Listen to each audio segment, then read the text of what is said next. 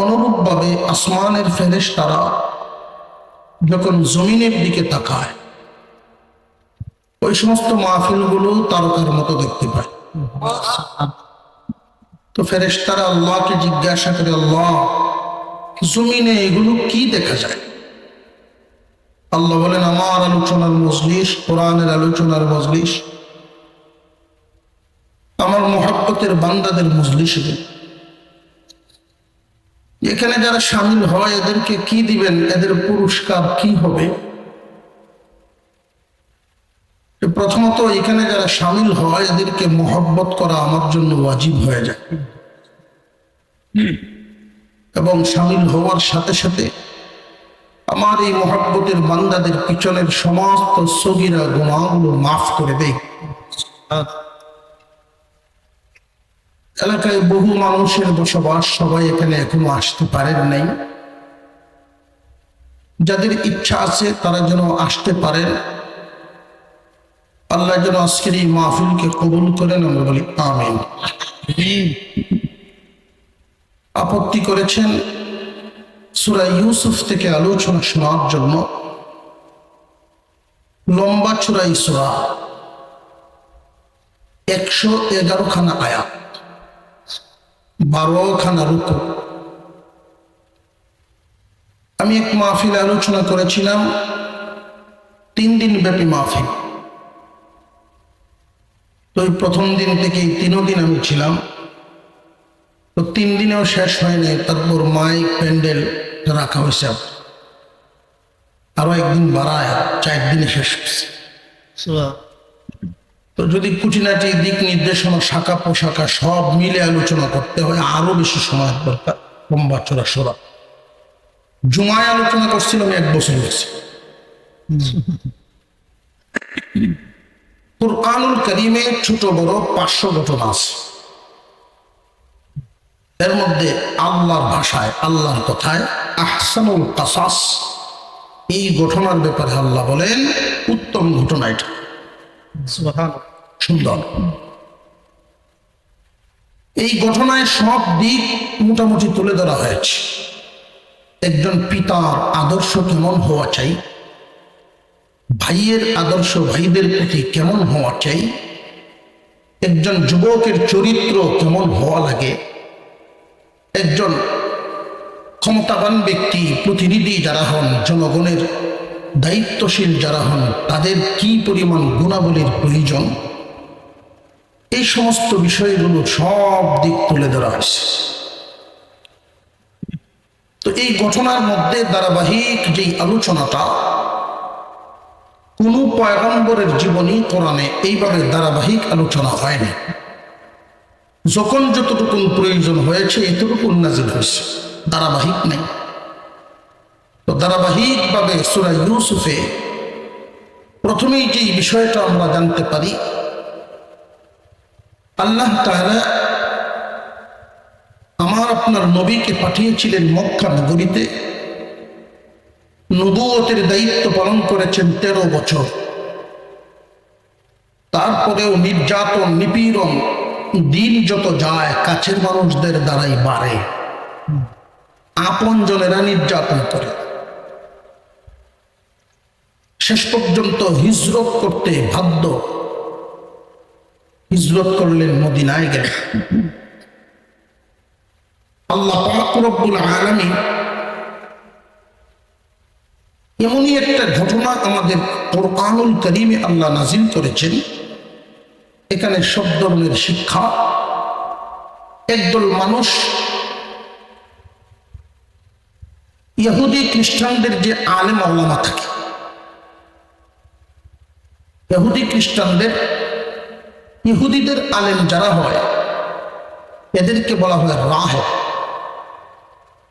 খ্রিস্টানদের যারা আলেম হয় এদেরকে বলা হয় পাদ্রী।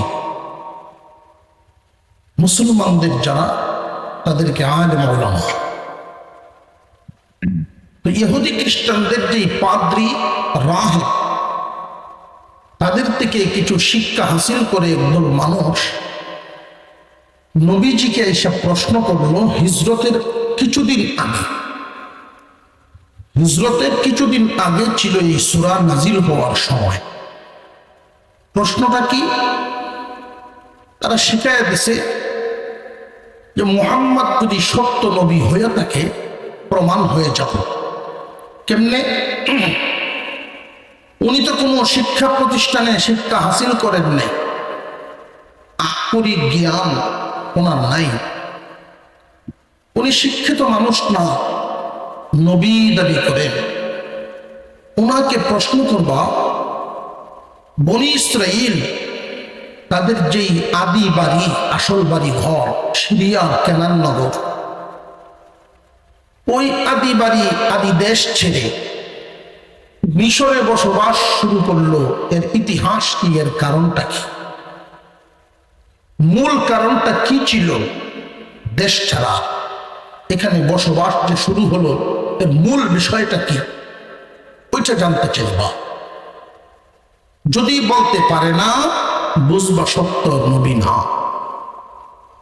আর যদি বলে দেয় তাহলে মনে করবা মুহাম্মদ সাধারণ কোনো মানুষ নয়, আল্লাহর পক্ষ থেকে ওহী নাজিল হয়। এই মক্কার একদল মানুষ আইসা আমার আপনার নবীকে জিজ্ঞাসা করলো ইউসুফ এবং তাদের ভাইদের ঘটনাটা, বাড়িঘর ছেড়ে মিশরে কিভাবে বসবাস শুরু করলো। তখন সাহাবীরা উপস্থিত ছিলেন, তারাও মনে মনে খুশি হচ্ছেন। কেন? যে আমার আপনার নবীর জবান থেকে যদি শুনতে পারি, এখানে কোনো সন্দেহ আর থাকবে না, যা শুনবো সত্য শুনবো। কারণ নবীর জবান থেকে যা বের হয় নিজের পক্ষ থেকে নয়, আল্লাহর পক্ষ থেকে নাজিল হয়। আর আল্লাহর পক্ষ থেকে যেই ঘটনা নাজিল হয়, এই ঘটনার অবস্থা হলো এমন, দুনিয়ার জমিনে ঘটনা ঘটে আগে, লিখা হয় পরে। ইতিহাস ঘটে আগে, লিখা হয় পরে।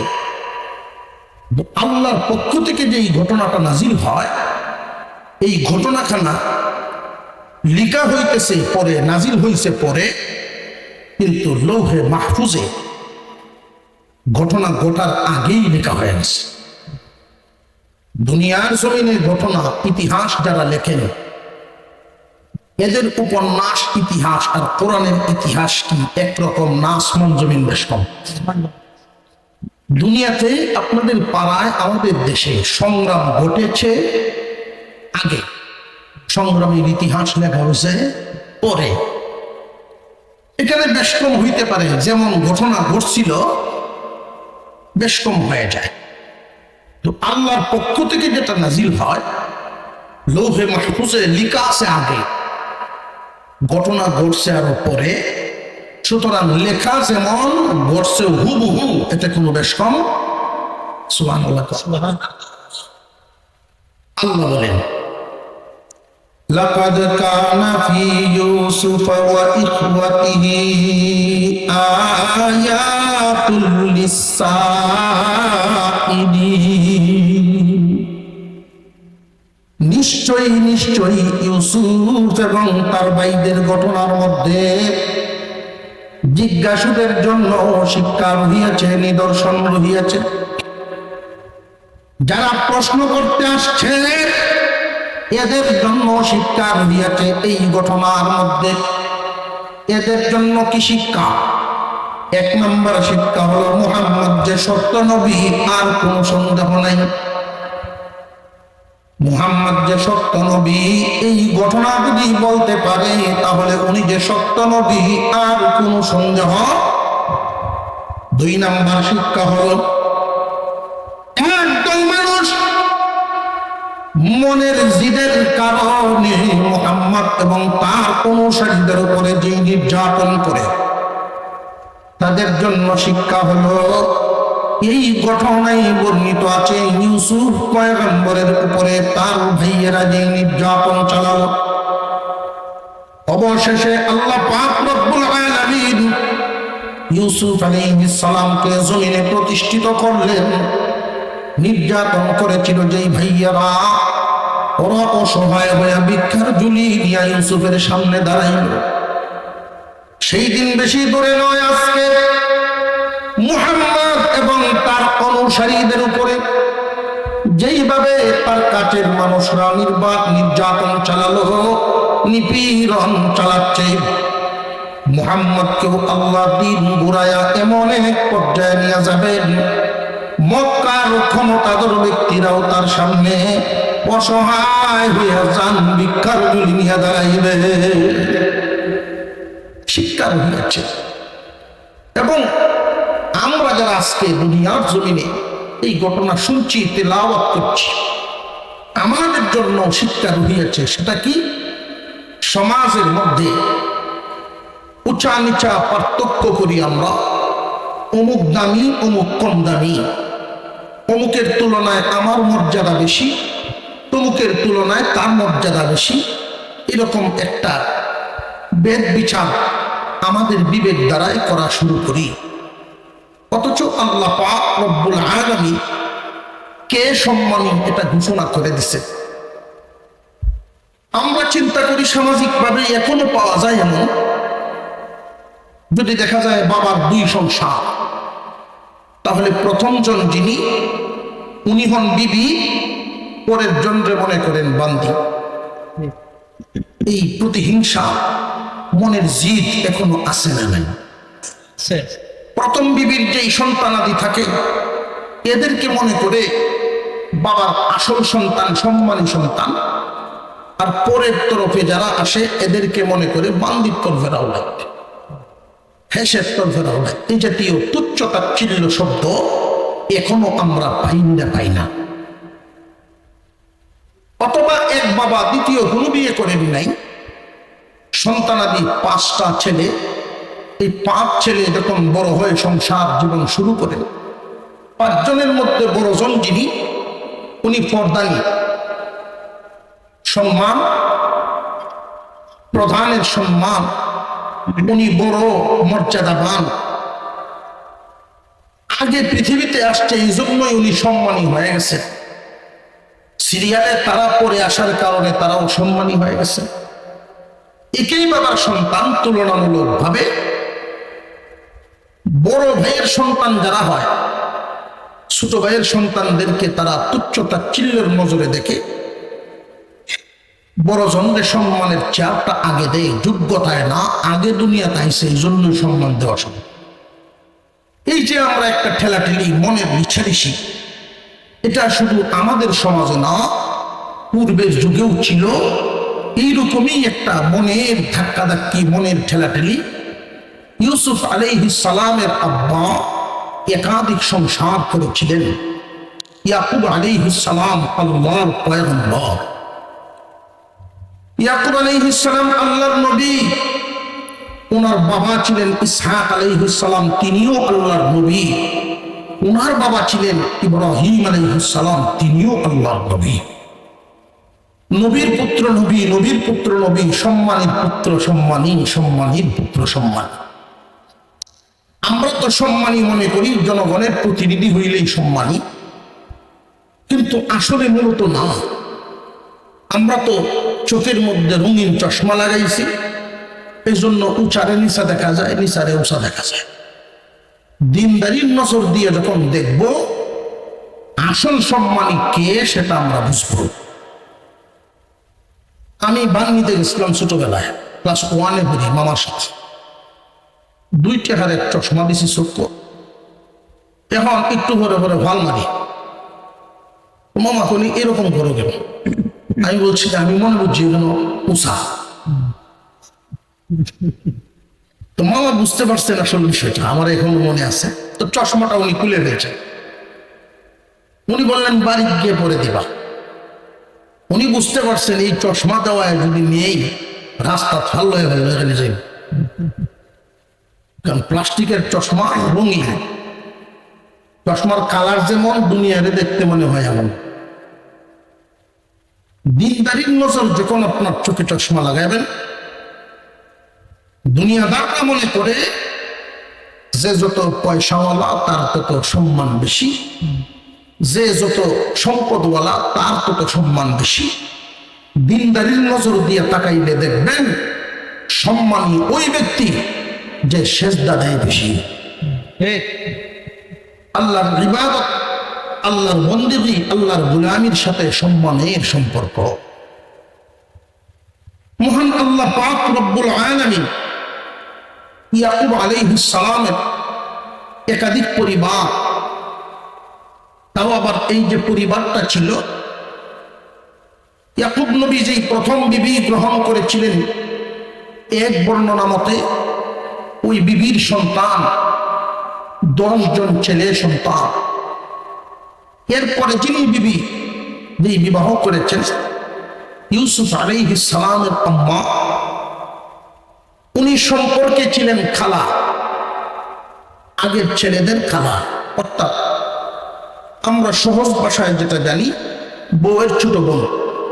তখনকার শরীয়তে একসাথে 2 বোনকে বিয়ে করা জায়েজ ছিল, এখনকার শরীয়তে না, তখনকার শরীয়তে।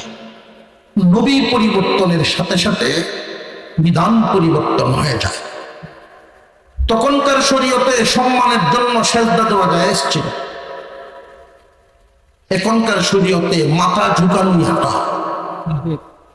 কাউকে সম্মান দিতে গেলে মাথা না ঝুঁকিয়ে পা চুইতে পারেন, আর নইলে সালামের মধ্যেই সীমাবদ্ধ।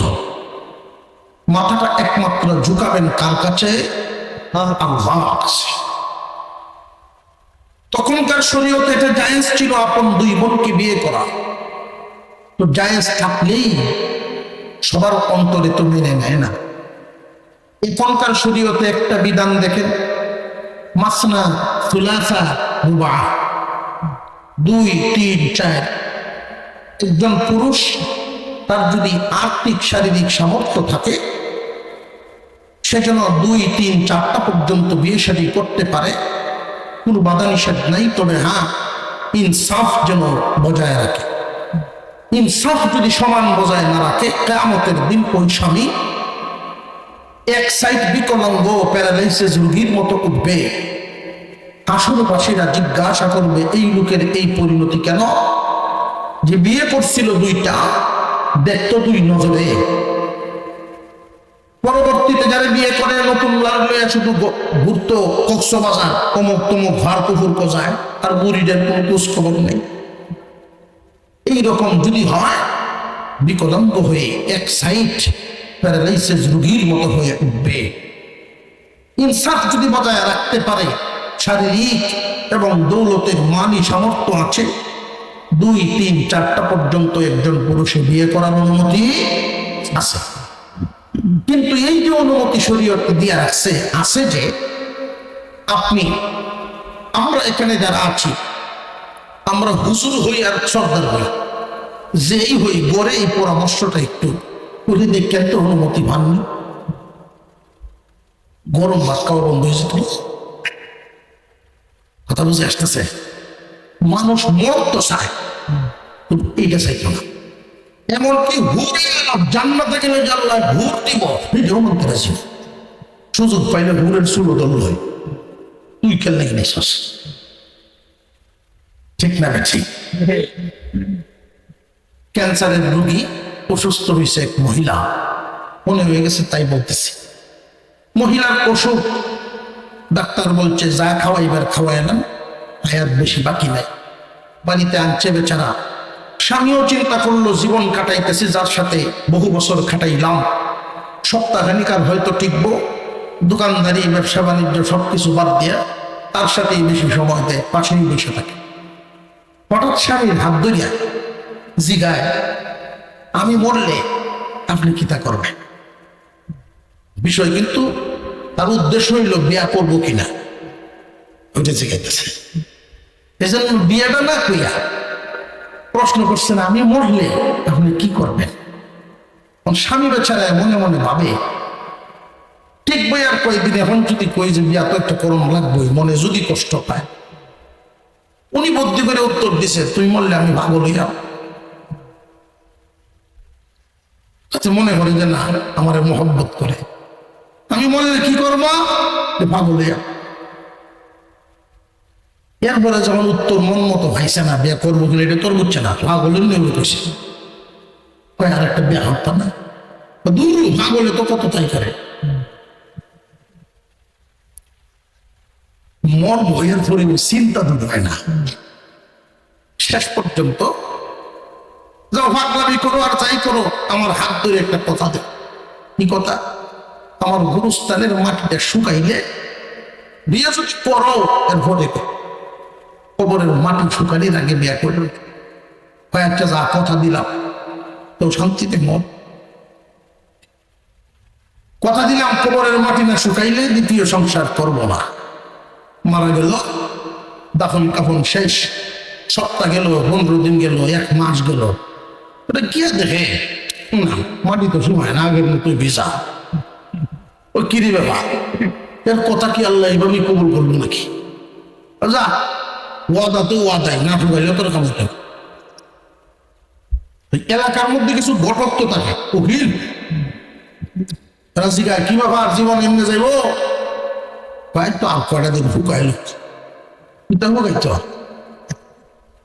কিতা যে শুকাইতো এটা তোর কয় না সমস্যা কি ওইটা বুঝতে না 2 মাস গেল এরপরে মানি তো আর শুকায় না একদিন হজরের নামাজ পড়িয়া ভাবলো যে বাড়ি ঘুরানতে যাই গুরুস্থান জিয়ারত করে ঘরে যাই কেন মা বাপের কবরও আছে বিবিও মারা গেল গুরুস্থানের দিকে যায় এমনি দেখে হত তার যে শালা ছোটরা এটা কলসি লইয়া কিরে এত সকালে তুই কলসি লইয়া করতে আস কাদুলা ভাই আপনি তো জানেন না আপা মরার আগে এক ওসিয়ত করে তুই গেছে আমি পাচ্ছি আছি যতদিন একদিন পরে পরে 1 কলসি পানি দিতাম ততদিন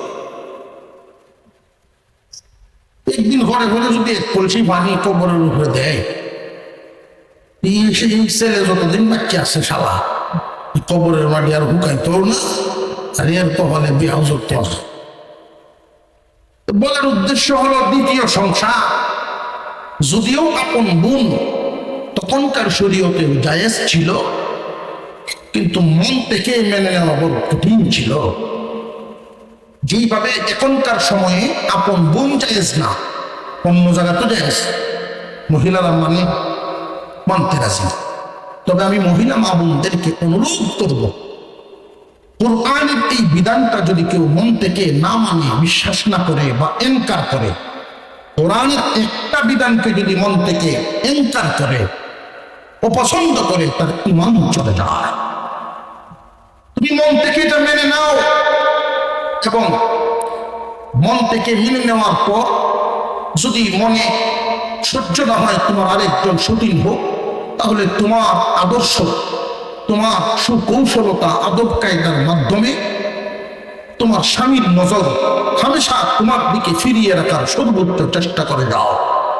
তাহলেই তুমি আর দ্বিতীয় সংসারের দিকে মনোনিবেশ করবে না জেনে রাখবেন একজন পুরুষ নারীর সৌন্দর্যের পাগল যতটুকু এর চাইতে দ্বিগুণ পাগল তার আদর্শের তার আচার আচরণের অনেক মানুষ এমন আছেন রূপে সুন্দর কিন্তু আচরণে সুন্দর না আচরণ খুব খারাপ এই সুন্দর রঙের কোনো দাম নেই আচরণ যদি ভালো হয় আচার আচরণ আদব কায়দা এগুলোর দ্বারা স্বামীর মন জয় হয়ে যায় আল্লাহ পাক আমাদের মা বোনদেরকে গুণে গুণান্বিত হওয়ার তৌফিক দান করেন বলুন আমিন ইউসুফ আলাইহিস সালামের আব্বা দ্বিতীয় সংসার করেছেন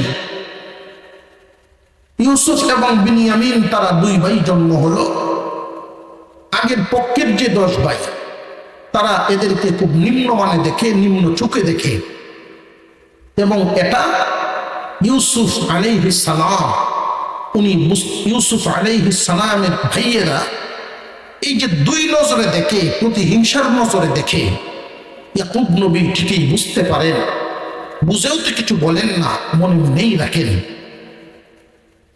ইউসুফ আলাইহিস সালাম বিনিয়ামিন তারা 2টা ভাই দেখে তাদের আম্মা অর্থাৎ ইয়াকুব নবীর ছোট বিবি দুনিয়া থেকে বিদায় হয়েছেন বিদায় হওয়ার পর ইউসুফ এবং বিনিয়ামিন তারা 2 জনকে ইয়াকুব আলাইহিস সালাম বেশি বেশি মহব্বত করতেন এই কথাটাই আল্লাহ কুরআনুল কারীমে উল্লেখ করে দিলেন। তা কেন বলল? আব্বা যে ভুলের মধ্যে আছে, একজন নবী তো ভুলের মধ্যে থাকার কথা না। কোন নজরে তারা এটা বলল? তারা বলছে আমরা 10 ভাই, শক্তির দিক নজর করলে 2-এর চাইতে 10-এর শক্তি বেশি।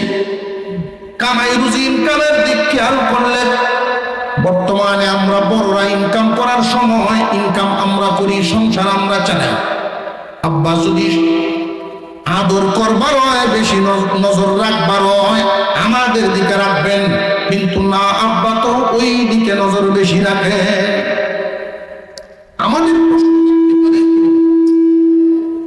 আমাদের প্রশ্ন হলো, ইয়াকুব নবী ইউসুফের প্রতি, তার ভাইয়ের প্রতি নজরটা বেশি দেন কেন, মহব্বত বেশি করেন কেন? আসলে কি তাই কিনা যে ভাই, জমিনের মধ্যে আমরা যারা সামাজিকভাবে পারিবারিকভাবে আছি, যদি দেখেন আপনার আব্বা আপনার আম্মা, আপনাদের ভাই বোনদের মধ্যে কারোর প্রতি একটু টান বেশি, দয়া মায়া বেশি, এই জন্য আপনারা রাগান্বিত হয়ে জিদাজিদি করবেন না। কারণ রাগ, দয়া মায়া এটা চোখে দেখা যায় না, অন্তর থেকে আসে। এটা আসে কিছু গুণে। রাগ হয় দোষে, আদর দয়া মায়া আসে গুণে। দুনিয়ার সম্পদ বন্টন করা, সমতা রক্ষা করা সম্ভব, সমান সমান বন্টন করা যায়, কিন্তু আদর দয়া মায়া সমান বন্টন করা সম্ভব না। যেমন একই বাবার 2 জন সন্তান, এর মধ্যে একটার গুণ হইল এমন, বাবা বাজার থেকে আসলেই ব্যাগটা গিয়ে বয়ে দৌড়ে আনে। বাবা যখন উঁচু করতে চাইবেন, উনি এক বদনা পানি ছেলেটায় আগায় এনে দেয়। বাবার উঁচু করা শেষ, পিছনে গামছাটা নিয়ে দাঁড়ায় থাকে। বিছানার থেকে যখন বাবা নামবে, জুতাগুলো বাউ করে দেয়। বাপ যখন ঘুমাইতে যায় বা মা যখন ঘুমাইতে যায়, শীতকালে সরিষার তেল হাত পায়ে ডলে তারে ঘুম পাড়ায় দেয়। এবার বলুন, এই সন্তানের প্রতি মনের একটু টান থাকবেন না থাকবেন? এটা কি মা বাবার দোষ না সন্তানের গুণ? সন্তানের গুণ। ইউসুফ আলাইহিস সালামের কিছু গুণের কারণে তার আব্বার নেক নজর, তার আব্বার নজর তার দিকে একটু বেশি ছিল। এর মধ্যে মুফাসসিরিনে কেরাম যতটা উল্লেখ করেছেন, একটা হলো উনি ছিলেন সুন্দর, এমন সুন্দর তাম পৃথিবী অর্ধেক সুন্দর আল্লাহ ইউসুফ আলাইহিস সালামকে দান করেছিলেন। আমরাও যদি ভাবি এরকম সুন্দর হতে চাই, ঈমান আমল ঠিক করি, জান্নাতে ঢোকার আগে প্রত্যেক জান্নাতীকে আল্লাহ ইউসুফ আলাইহিস সালামের চেয়ে সুন্দর বানায় ঢুকাইবেন।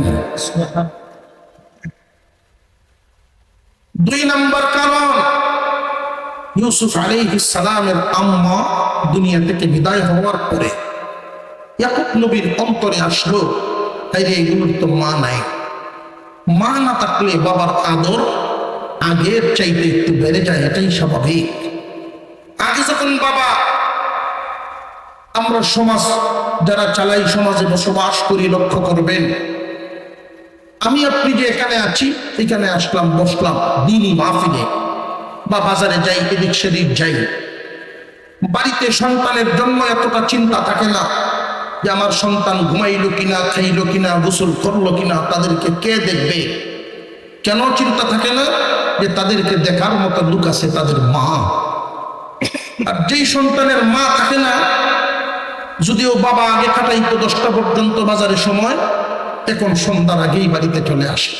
কারণ সন্তানগুলোকে ঘরে আনতে হবে, ঘর গুছাইতে হবে, হাত পা ধোয়ায় এদেরকে পড়াতে বসাতে হবে, খানা খাওয়ায় ঘুম পাড়াতে হবে, এই চিন্তাটা বাবার মাথায় চলে আসে। ইয়াকুব আলাইহিস সালাম ইউসুফ এবং বিনয়ামিনকে বেশি আদর করতেন মা না থাকার কারণে, এটাও একটা কারণ। আরেকটা কারণ আল্লাহ পাক কুরআনুল কারীমে উল্লেখ করে দিলেন আদর করতে করতে। তো একদিনের একটা ঘটনা, ইউসুফ আলাইহিস সালাম স্বপ্নে দেখলেন আকাশের 11টা তারকা, চাঁদ এবং সূর্য। ইউসুফকে সেজদা দেয়। আরো জোরে কোন সুবহানাল্লাহ। এই স্বপ্নটা যখন দেখলেন, স্বপ্ন দেখেই তার আব্বার কাছে যখন বললেন, এই স্বপ্নটা তো একটা সফল স্বপ্ন, এই স্বপ্নটা একটা ভালো স্বপ্ন। উনি বললেন যে বাবা শোনো, তোমার এই স্বপ্ন তোমার ভাইদের কাছে কইল না, কারণ ভাইরা যে প্রতিহিংসার নজরে দেখে এটা বাবা ঠিকই বুঝতে পারে। ছেলেরা মনে করে অনেক সময় আমরা এই যুগের সন্তান, আর আব্বা গিলা মানুষ, আব্বা কিতা বুঝে, ঠিক না বেটি? 8-9 পরে পোলাপান, এদের কথা শুনলে আশ্চর্য লাগে। বাপের তো তুমি কিতা বুঝো? বাপে মনে মনে কর তোর মতো হুদ জন্ম দে তো বেগ করলে হয়েছে কিতা বুঝতাম। বাপে বুঝে না এমন না, না বুঝার ভান করে থাকে ইজ্জত বাঁচায়। কিন্তু যুবক, তোমাদেরকে আমি হুঁশিয়ার করি, শিক্ষা হাসিল করে তুমি জ্ঞানী হতে পারো, বিভিন্ন জায়গায় ভ্রমণ করে অভিজ্ঞতা হাসিল করতে পারো, তবে মা বাবার মনে ধাক্কা লাগে, মা বাবার মনে চোট লাগে, মুরব্বীদের কষ্ট লাগে, এমন আচরণের মাধ্যমে কথাবার্তা বলবা না। আল্লাহ উপরে উঠাইয়া আসার দিতে সময় বেশি লাগে না। মহান আল্লাহ মানুষকে প্রতিষ্ঠিত করেন বড়দের দোয়া, মা বাবার দোয়া, মুরব্বীদের দোয়ার বদৌলতে তার কাঙ্ক্ষিত লক্ষ্যে পৌঁছাইয়া দেন। দেখবেন অনেক মূর্খ মানুষ, হাতে কলম মাত্র প্রাইমারি পড়াশোনা, আল্লাহ তার মর্যাদা নিয়ে গেছেন অনেক উপরে। বুঝতে হবে তার দিলটা এমন আদবওয়ালা মন, আদবওয়ালা দিল, মানুষের দোয়া আছে তার পিছনে। উগ্র মিজাজি হইলে মানুষের দোয়া থাকে না, এটা মনে রেখে জীবন যাপন করবেন যুবক ভাইয়েরা। ইউসুফ আলাইহিস সালামের আব্বা নিষেধ করলেন, এই স্বপ্ন তোমার ভাইদের কাছে কইও না, শয়তানে ধোঁকা দিবে আর ওরা তোমার বিরুদ্ধে চক্রান্তের জাল বানাইবে। ইউসুফ আলাইহিস সালামের ভাইয়েরা যখন দেখলো ইয়াকুব নবী বেশি বেশি আদর করেন, মহব্বত করেন, এই মহব্বতের পরিমাণ দিন দিন শুধু বাড়তেই লাগলো, বাড়তেই লাগলো। তো একদিন তারা কি সিদ্ধান্ত নিল, এই কথাটা আল্লাহ কোরআন বলেন, উকতুলু ইউসুফ আও ইতরাহুহু আরদা ইয়াখলু লাকুম ওয়াজহু আবিকুম ওয়া তাকুনু মিন বা'দিহি কওমান সালিহিন। উকতুলু ইউসুফ আও ইতরাহুহু আরদা, ইউসুফকে মেরে ফেলো অথবা দেশান্তরী। উদ্দেশ্য একটাই, বাবার চোখের আড়াল করা। আব্বা যেহেতু বেশি বেশি ইউসুফকে আদর করে,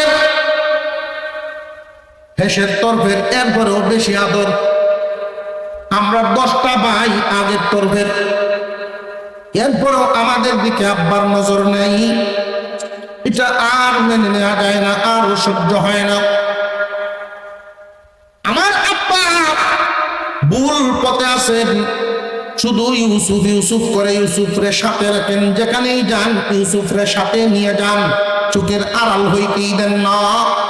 কেন যে দেন না এটা তো উনি ভালো করেই জানেন, চোখের আড়াল হতে দেন না। ইউসুফকে খুব বেশি করে আদর করেন, নিজ হাতে গোসল করায় দেন, নিজের সাথে নিয়ে ঘুম পাড়ান। এই দৃশ্যগুলো ভাইদেরকে অন্তরের জ্বালায়, আরো জ্বালায়। শেষ পর্যন্ত সিদ্ধান্ত নিল দুনিয়া থেকেই বিদায় করে দিব অথবা দেশান্তর করে দিব, যাতে করে আব্বার নজর তখন ইয়াখলু লাকুম ওয়াজহু আবিকুম, আমাদের দিকেই আব্বার মনোনিবেশ চলে আসবে। ইউসুফ যখন থাকবে না তখন আমাদের দিকে আব্বার নজর, আদর মায়া চলে আসবে, আর কোনো ভরসা থাকবে না। وَتَكُونُوا مِنْ بَعْدِهِ قَوْمًا صَالِحِينَ। অতঃপর এই কর্ম করার পর, আব্বার সাথে ইউসুফের দূরত্ব তৈরি করার পরে এটা তো গুনাহ হবে, আমরা সব তওবা করে ভালো মানুষ হয়ে যাব। এই কাজটা তো অন্যায় কাজ। সংসারে গন্ডগোল লাগানো বা কারোর বিরুদ্ধে চক্রান্ত করা যে খারাপ কাজ, এটাও তারা বুঝতো, অন্যায় কাজ এটা বুঝতো। মুসলমান ভাইয়েরা, বাপ 10 ভাইয়ের মধ্যে এমন আলোচনার ক্ষেত্রে হঠাৎ তাদের সবার বড় ভাই যিনি, উনি বললেন, শোনো, কেউ বলতেছো দমেই মেরে ফেলবা, কেউ বলতেছো দেশান্তরী করে ফেলবা, তবে আমি একটা সিদ্ধান্তমূলক কথা বলছি, এই কথাটা খুব মনে রাখবা, এই কথাটা আমল করার চেষ্টা করো। করতে যদি হয় কিছু, তাহলে দমে মারা যাবে না। আমাদের উদ্দেশ্য হলো বাপ পুতের দূরত্ব তৈরি করা, ইউসুফকে আব্বার চোখের আড়াল করা। চোখের আড়াল হলো দুনিয়া ছাড়া যদি করি মেরে ফেলি তবুও চোখের আড়াল হবে, দেশ ছাড়া যদি করি তবুও তো চোখের আড়াল হবে। দুনিয়া ছাড়া করতে হলে হত্যা করতে হবে, আর দেশ ছাড়া করতে হলে অন্য কোনো রাস্তা বের করতে হবে। তবে দুনিয়া ছাড়া করার চাইতে দেশ ছাড়া করার পাপটা কম। আর দুনিয়া ছাড়া করলে যদি হত্যা করে ফেলি, তাহলে যেই পাপ হবে এই বোঝাটা অনেক ভারী হবে। যেমন এই হতো আমার বাবার সন্তান, তো ভাইকে দমে মারা যাবে না, কি করা? উনি এক পরামর্শ দিলেন। قال قائل منهم لا تقتلوا يوسف وألقوه في غيابة الجب يلتقطه بعض السيارة إن كنتم فاعلين। দমে মারা যাবে না। ইউসুফকে যদি কিছু করতেই হয়, তাহলে একটা অন্ধকার কুয়ার মধ্যে নিয়ে ফেলে দেব, নিজে যেন উঠে বাড়িতে আসতে না পারে। আর কুয়াটা এমন একটা জায়গায় চাই, যেই জায়গাটা হবে রাস্তার কিনারের কুয়া, যেই রাস্তা দিয়া বাদু সাইয়ারা প্রতিদলেরা আসা যাওয়া করে, বিভিন্ন দেশের মানুষ এই দিক দিয়ে আসা যাওয়া করবে। যেই দেশের মানুষ ইউসুফকে কুয়া থেকে উঠাইবে, ওই দেশেই তারে নিয়ে যাবে, জীবনে কোনোদিন ইউসুফ আর বাড়ি ফিরবে না। এই সিদ্ধান্তে তারা পৌঁছে গেল। ঠিক আছে, আপনার কথাটাই আমরা মানলাম। বাবার চোখের আড়াল করার রাস্তা দুনিয়া ছাড়া করলাম না, তবে দেশ ছাড়া করব। কোন কুয়ার ভিতরে ফেলবেন? রাস্তার কিনারের কুয়া। গভীর কি পরিমাণ হবে যেন উঠে আসতে না পারে, এরকম একটা কুয়া তারা চিহ্নিত করে ফেলল। ঐতিহাসিকগণ বলেন কুয়ার গভীরতা ছিল 70 হাত। 70 হাত গভীর একটা কুয়া। এই কুয়াটা সবসময় পানিতে থাকে, 20 হাতের কম পানি নামে না। শুকায়ও যদি যায়, এরপরেও 20 হাতের মতো পানি সেখানে থাকে। প্রতিদলেরা সেখানে আসা যাওয়া করলে পানি উঠানোর জন্য বালতি ফেলায়, পানি উঠায়, পানি পান করে। ইউসুফকে যদি ওইখানে ফেলাইয়া দেই, উঠবো কেমনে? কোনো রকম যান বাসায় টিকে থাকবো সাইডে ধরিয়া। যখন বালতি ফেলবো পানি উঠানোর জন্য, ওইটা দেখে বালতিতে উঠবো, আর যেই দেশের মানুষ তারে উঠাইব, সেই দেশেই তারে নিয়ে যাবে। ইউসুফের ভাইয়েরা তারা বাবার কাছ থেকে নিতে হবে, কুয়ায় ফালতে হবে। এখন হলো তাদের এই কাজ। কেমনে নেওয়া যায়, কিভাবে নেওয়া যায়? এই পর্যন্ত কোনোদিন আব্বা ইউসুফকে তার চোখের আড়াল করেন না, হাত ছাড়া করেন না। আমরা কেমনে তারে নিব? 10 ভাই একসাথে বাবার কাছে গেছে, এমন কৌশলে কথা বলা শুরু করলো, যেই কৌশলে উনিও খুব সুন্দর করে এড়ায় চলার চেষ্টা করেছেন, তারপরেও পারেন নাই। উনি এদের মনের কথাটা যেহেতু বুঝতে পারেন নাই, উনি তাদের সাথে দিতে রাজি হয়ে গেলেন। কথাগুলো কি ছিল? তারা 10 ভাই জিজ্ঞাসা করে, আব্বা, ইউসুফের ব্যাপারে আপনি কি আমাদেরকে বিশ্বাস করেন না? এখন আব্বা যদি বলেন কেন করব না, তাহলে তো অবশ্যই তারা আর একটা কথা বলবে। যদি বলেন না বিশ্বাস করি না, তাহলে কি সংসারে শান্তি থাকবে না? একটা অশান্তি তৈরি হবে, অশান্তি তৈরি হবে। ইউসুফের ভাইয়েরা এই কথাটাই বলল, ক্বালু ইয়া আবানা মা লাকা লা তা'মান্না, আপনি কি তার ব্যাপারে আমাদেরকে বিশ্বাস করেন না? ওয়া ইন্না লাহু লানাসিহুন, অথচ আমরা ইউসুফের মঙ্গল কামনা করি, ইউসুফের ভালো চাই। কি ভালো? ইউসুফ ঘরে থাকতে থাকতে, আপনার পাশে থাকতে থাকতে কোনো কাজ কামার তার সহ্য হবে না, বাহিরের আবহাওয়া পায় না, আপনি আমাদের সাথে দেন। আমরা যে এলাকায় যাই সেখানে আবহাওয়া ভালো, প্রশস্ত জায়গা, দেখবে তার মনে আনন্দ পাবে, এক ধর্মকি আর থাকবে না। আমাদের এত সুন্দর ভাইটা, আমরা তার কল্যাণকামী। যদি আপনি বিশ্বাস করেন, এর প্রমাণ আপনি প্রমাণ করেন। আরসিলহু মা'ানা গাদা, আগামীকাল আমাদের সাথে দিয়া দেন দেখি।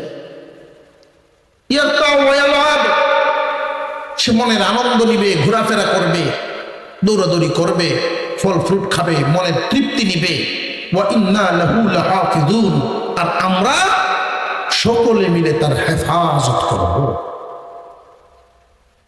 ইয়াকুব আলাইহিস সালাম তাদের কথাগুলো শুনলেন, শুনে তিনি উত্তর দিলেন, বাবারে, ক্বালা ইন্নী লায়াহজুনুনি, হে আমার ছেলেরা, আমার বড় চিন্তা হয়, এই জন্য হাত ছাড়া করি না, চোখের আড়াল করি না। প্রিয় বস্তু চোখের আড়াল হইলেই বিভিন্ন ধরনের চিন্তায় ভোগায়। নিজের সন্তান, কোন মহিলার সন্তান যদি সন্তানের বাবার সাথেও যায়, মায় জানে 1 ঘন্টার ভিতরেই বাজার থেকে ঘুরে আসার কথা, চুল কাটতে গেছে, এখানে যদি 1.5 ঘন্টা হয়ে যায়, তখন এই মার মনে বিভিন্ন চিন্তা আসে। এত দেরি তো হওয়ার কথা না, কোনো অ্যাক্সিডেন্ট হইলনি, বিভিন্ন ধরনের চিন্তায় ভোগায়। আপন জিনিস, প্রিয় জিনিস চোখের আড়াল হইলেই তারে চিন্তায় ভোগায়। ওয়া আন তাযহাবু বিহি ওয়া আখাফু আন ইয়াকুলাহু যিব, তোমাদের সাথে দিলে আমার চিন্তা হবে, প্রিয় জিনিস চোখের আড়াল হলে চিন্তা হয়। ওয়া আখাফু আন ইয়াকুলাহু যিব, এবং ভয় হয় কি জানোনি, যদি আমার ইউসুফরে তোমাদের সাথে দেই, আন ইয়াকুলাহু যিব ওয়া আনতুম আনহু গাফিলুন, তোমরা থাকবে কাজের বান্দা, তোমরা যদি অমনোযোগী হওয়ার পরে আমার ইউসুফরে বাগে খেয়ে ফেলে, এই ভয় আমার অন্তরে। তোমরা যে এলাকায় কাজ কাম করতে যাও, এলাকাটা বাঘের উপর উপদ্রব, ওইখানে যদি তোমাদের অমনোযোগিতার কারণে, অযত্নের কারণে, না দেখার কারণে আমার ইউসুফরে বাগে খেয়ে ফেলে, এই ভয় আমার অন্তরে। তারা আবার পাল্টা উত্তর দেয়, ক্বালু লাইন আকালাহু যিব ওয়া নাহনু উসবাতুন ইন্না ইযাল লাখাসিরুন। ও আব্বা, আপনি তো জানেন আমরা শক্তিশালী একটা দল, 10টা ভাই। তাফসীরের কিতাবের মধ্যে উল্লেখ করা হয় কেমন শক্তিশালী। সারা অঞ্চলে এদের 10 ভাইয়ের টিমের শক্তির সুনাম আছে। এরা এক একজন এমন শক্তিশালী, একজনে একটা বাঘের সাথে মাইর করতে পারে। দেশে এদের সুনাম সুখ্যাতি, এই 10 ভাইয়ের বীরত্বের সুনাম আছে। আব্বা আপনি বলতেছেন বাঘে খেয়ে নেব, আমরা 10টা ভাই হইয়া যদি এই প্রিয় ভাইটাকে বাঘে খেয়ে ফেলে, ইন্না ইযাল লাখাসিরুন, আমরা ক্ষতিগ্রস্ত হয়ে যাব। সরল অর্থ হইল মুখ দেখাই, মুখ এমনি মানুষের সামনে। এখন আর বাপ কি করবে? বাবা আর বাধা দেন নাই, রাজি হয়ে গেলেন। এদের কথায়, 10 ভাইয়ের কথায় বাবা রাজি হয়ে গেলেন। পরের দিন ইউসুফ আলাইহিস সালাম বিদায় হবেন। এই প্রথম ইয়াকুব নবী প্রিয় সন্তানকে চোখের আড়াল করবেন। মনের ভিতরে বিভিন্ন ধরনের চিন্তা শুরু হয়ে গেল। যাদের ইনকামে সংসার চলে, যাদের দাবিটাও মানা লাগে, না দিয়াও উপায় নাই, সংসারে গন্ডগোল, দিতেও মনে চায় না, ইউসুফকে চোখের আড়াল করতে চায় না, মনে বড় চিন্তা হয়। কোমরের মধ্যে একটা তাবিজ বাঁধলে, নেও, আমার কোমরে ছিল এই তাবিজটা, এটা তোমার কোমরে দিলাম, বরকতের তাবিজ। রে ইউসুফ, তোমার ভাইদের সাথে যাচ্ছ,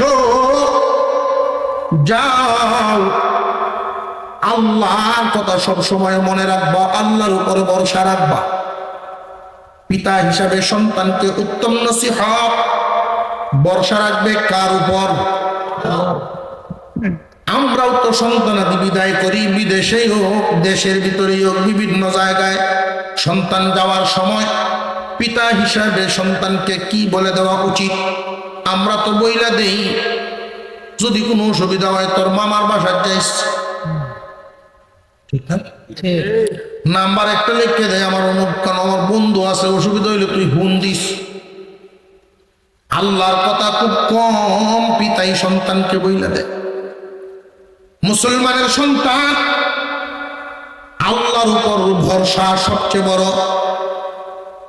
আল্লাহর উপরে ভরসা করবা, কারণ কি জানো ইউসুফ, দুনিয়ার সবাই সবাইকে বলতে পারে, আল্লাহ তার বান্দা বলেন না।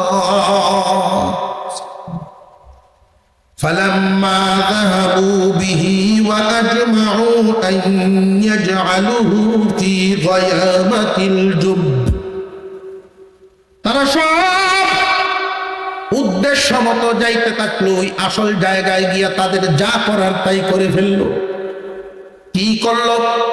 প্রথমে বাবার চোখের সামনে খুব আদর দেখাইছে। দূর যাওয়ার পরে ইউসুফ আলাইহিস সালামের উপরে প্রহার শুরু করলো। আগের চেহারার নাই, আদর করার চেহারা কারণ নাই, 10 ভাই মিলে প্রহার শুরু করছে। একজনে থাপ্পড় মারে আর একজনে লাথি মারে।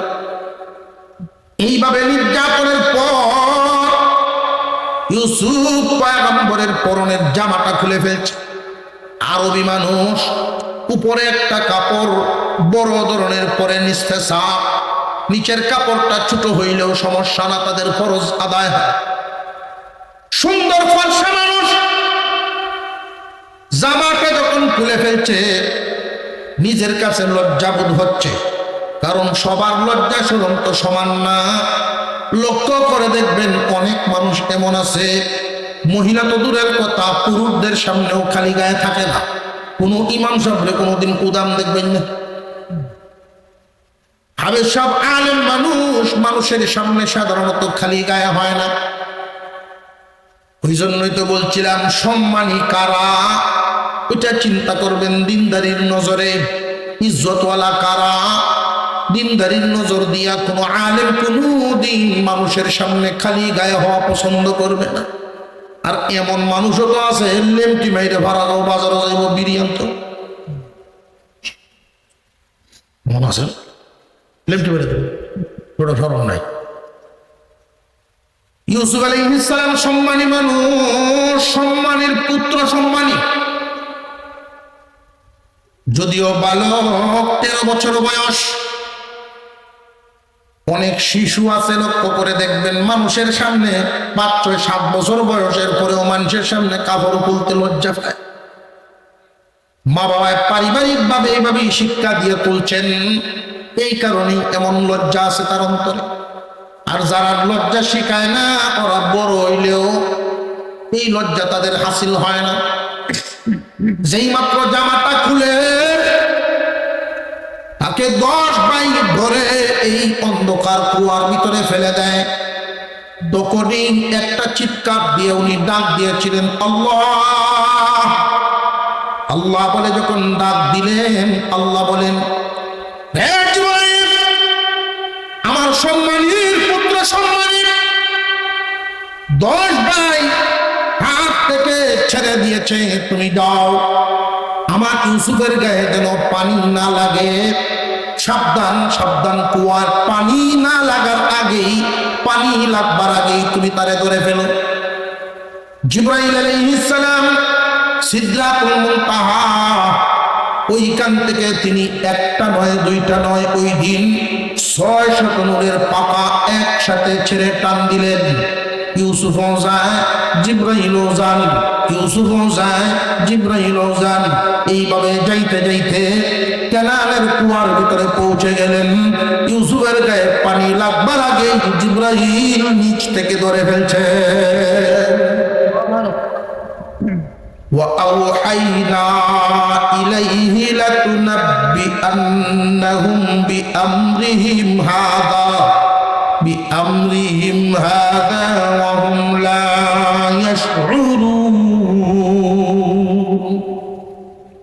জিবরাইল আমিনের মাধ্যমে আল্লাহ অভয়বাণী শোনাইলেন, আমার ইউসুফকে অভয়বাণী শোনাও।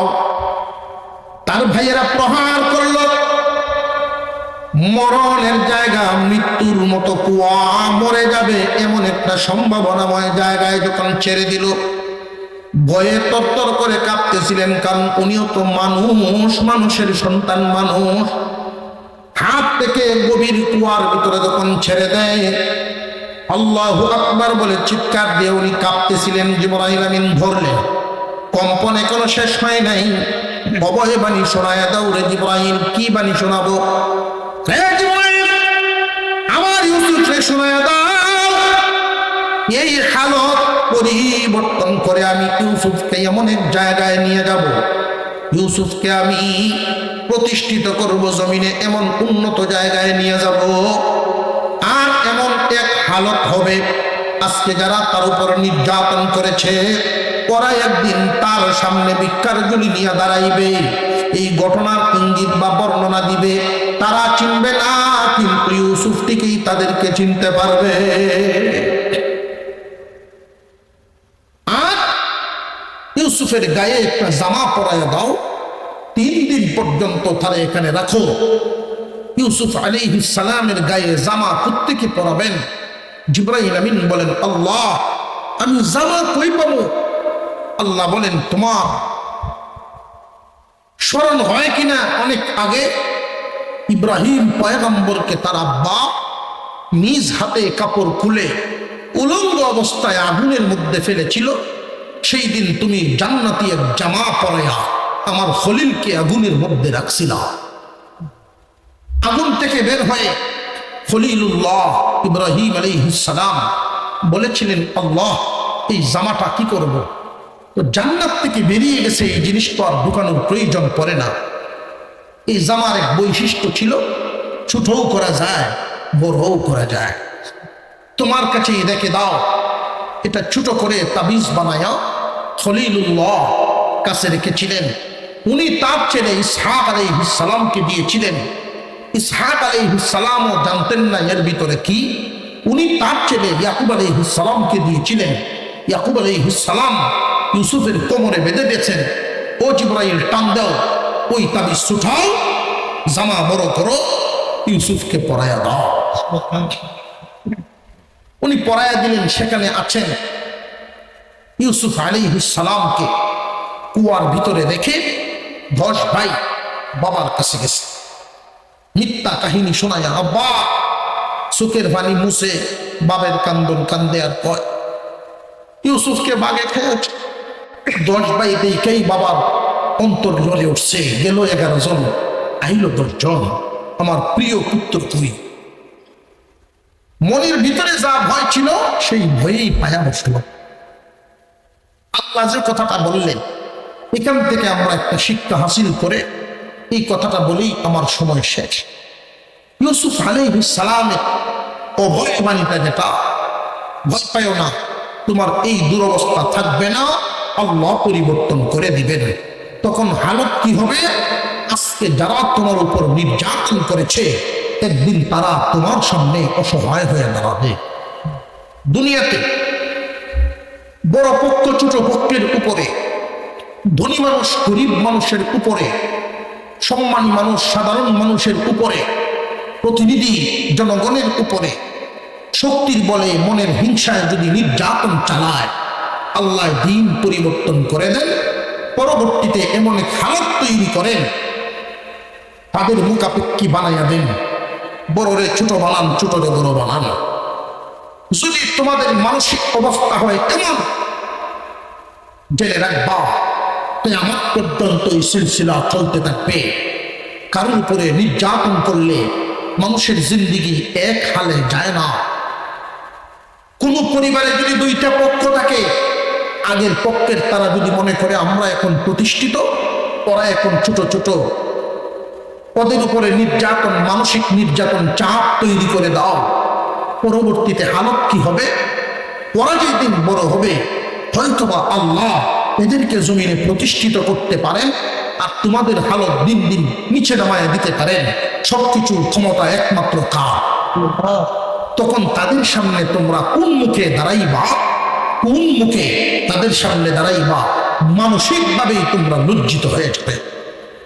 আর যদি আমরা আমাদের অধীনস্থ বড়রা ছোটদের প্রতি, ধনীরা গরিবদের প্রতি সদয় দৃষ্টি, দয়া মায়ার দৃষ্টি, মায়ার চাদর দিয়ে সবাইকে সুন্দর আচরণের মাধ্যমে খুশি করে রাখতে পারি, কখনো যদি ছোটরা বড় হয়, যত বড়ই হোক, জীবনে কোনোদিন ইহসান করনেওয়ালা, দয়া করনেওয়ালা বড় ভাইদের প্রতি, দয়া করনেওয়ালা ধনীদের প্রতি, সে নিজে যত বড়ই হোক, এলাকার সেই মানুষদের সামনে নিজেকে সবসময় ছোটই মনে করে রাখবে।